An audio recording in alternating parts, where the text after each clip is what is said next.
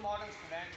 आज हम कक्षा 9 के भूगोल विषय के अध्याय प्रथम भारत आकार एवं स्थिति का अध्ययन करें। जैसा कि आप जानते हैं, भारत उत्तरी गोलार्ध में स्थित है। भारत उत्तरी गोलार्ध में स्थित है।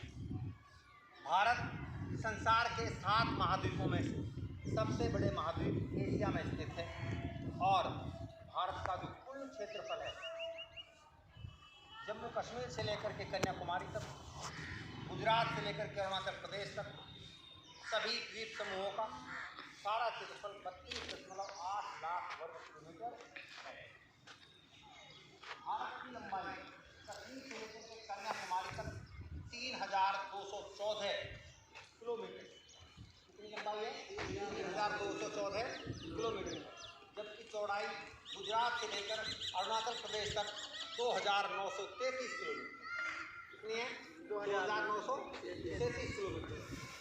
हमारा भारत देश विश्व में क्षेत्रफल के आधार पर 7वें स्थान पर है।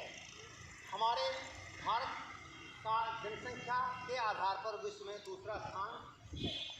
भारत की जो स्थिति है, भारत 8.4 डिग्री उत्तरी देशांतर से लेकर के 37.6 डिग्री 8.4 डिग्री उत्तरी अक्षांश से लेकर के 37.6 डिग्री उत्तरी अक्षांश तक फैला हुआ है।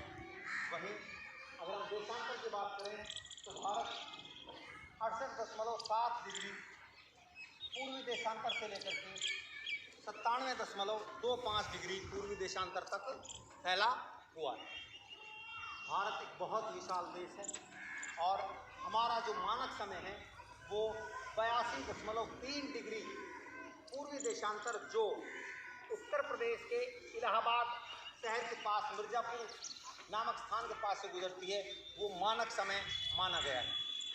लेकिन भारत में फिर भी एक ही मानक समय माना गया है और भारत का समय का जो अंतर है देशांतर के अनुसार, वो गुजरात से लेकर के अरुणाचल प्रदेश तक 2 घंटे का, क्योंकि गुजरात से लेकर अरुणाचल प्रदेश तक 30 देशांतर का फर्क पड़ जाता है और एक देशांतर के दूरी पर 4 मिनट का अंतर समय में आ जाता है। उसके हिसाब से 30 गुणा 4 120 मिनट हो गए, अर्थात 2 घंटे का अंतर आता है। पूर्वोत्तर राज्य अरुणाचल प्रदेश में दिन सबसे पहले निकलता है और गुजरात में दिन सबसे बाद में छुपता है। अगर हम भारत के आकार की बात करें तो भारत के पड़ोसी देशों में पाकिस्तान, अफ़गानिस्तान, चाइना, नेपाल, भूटान, म्यांमार और बांग्लादेश भारत की सीमाओं से छूते हुए देश, जबकि समुद्र में श्रीलंका और मालदीव वो देश हैं जो भारत के निकटतम समुद्र क्षेत्र में बसे हुए हैं। भारत देश में 29 राज्य हैं। कितने राज्य? 29 राज्य और 6 केंद्र शासित प्रदेश। अंडमान निकोबार द्वीप समूह भारत का दक्षिणतम क्षेत्र है, जिसमें इंदिरा पॉइंट भारत का सर्वाधिक दक्षिणी छोर।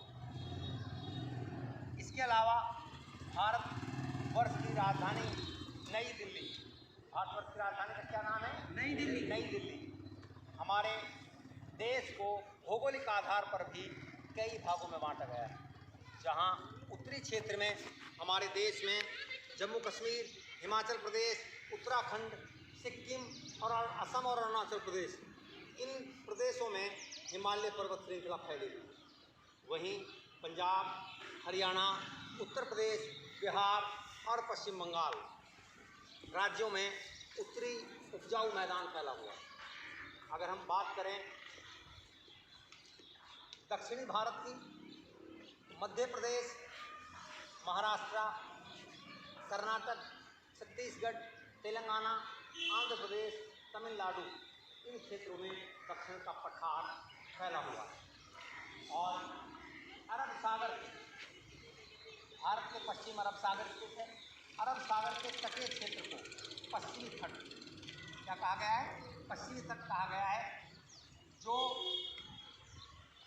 ऊंचा है, जिस पर घाट बने हुए हैं, थाल घाट, पाल घाट, घोर घाट। भारत के दक्षिण में नीलगिरी की पहाड़ियाँ। पूर्वी तट पश्चिमी तट के मुकाबले में नीचा है, इसीलिए समुद्री तूफान पश्चिम तट के बजाय पूर्वी तट पर अधिक आते हैं।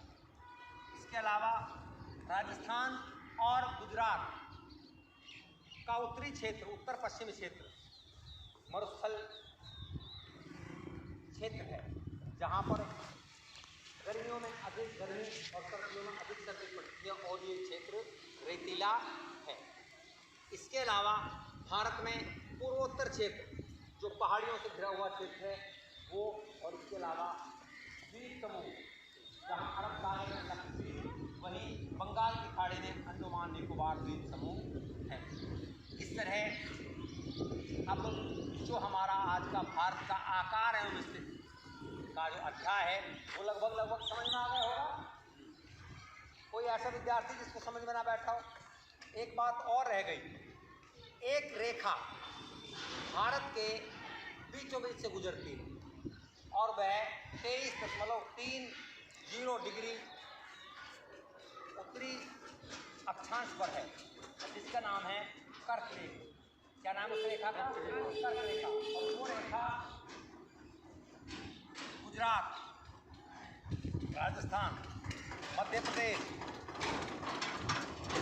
छत्तीसगढ़, झारखंड, पश्चिम बंगाल, त्रिपुरा और भारत के 8 राज्यों से गुजरती है ये रेखा, और यह भारत को 2 समान भागों में बांटती है, उत्तरी भारत और दक्षिणी भारत। अब देखिए, हमारे देश में 29 राज्य और 6 केंद्र शासित प्रदेश हैं। कल आप सभी को इन राज्यों के नाम, इनकी राजधानियाँ, केंद्र शासित प्रदेशों के नाम, उनकी राजधानियाँ तथा भारत का आकार एवं स्थिति पाठ का अध्ययन करके आना। अगर किसी विद्यार्थी को कोई बात इस विषय से संबंधित पूछनी हो, बताइए। समझ में आ गया सबको? कोई समस्या? इसलिए सारे विद्यार्थी कल ये करके लेके